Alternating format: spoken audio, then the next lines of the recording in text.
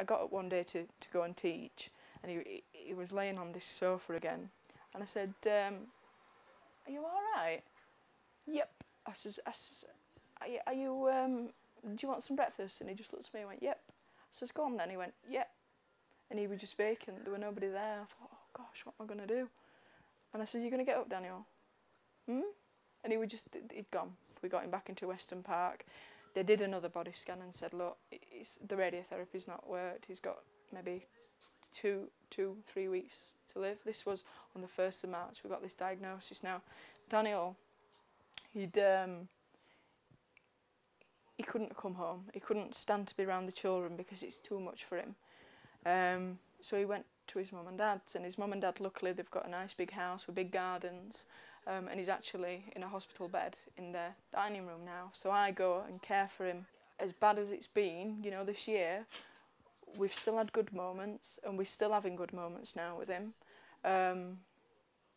Brain cancer is the worst possible way I think for anybody to go, because all your you get stripped of your dignity, you get stripped of your personality. He's a different person now, and for the families as well, you lose the person before you lose them, and it's horrific because his personality's changed, because that's what happens with brain cancer, is it just takes the person away. Although he's very, very ill, we're still having some moments where I see a glimpse of the old Dan, and it makes it worthwhile. So all this suffering that we're having to go through at the moment, you know, when we get these moments together, it makes it all worthwhile, and I'm kind of living for them at the minute. He's very funny. He's always had a really good sense of humour.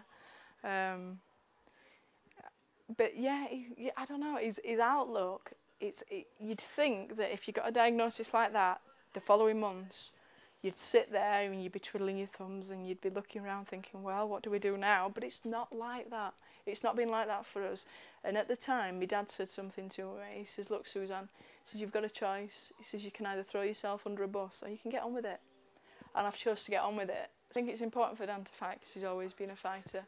And I think he wants to, you know, he said to me, I want my children to know that I have done absolutely everything that I can do to fight this, and I've not just hold my hands up and say, all right, this is going to happen.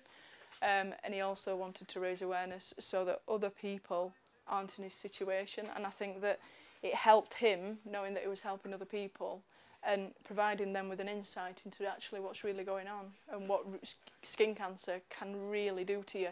And our oncologist told us that in 50% of cases of people with skin cancer, turns into brain cancer, which they cannot do anything about. You know, once it gets past the skin, that's it.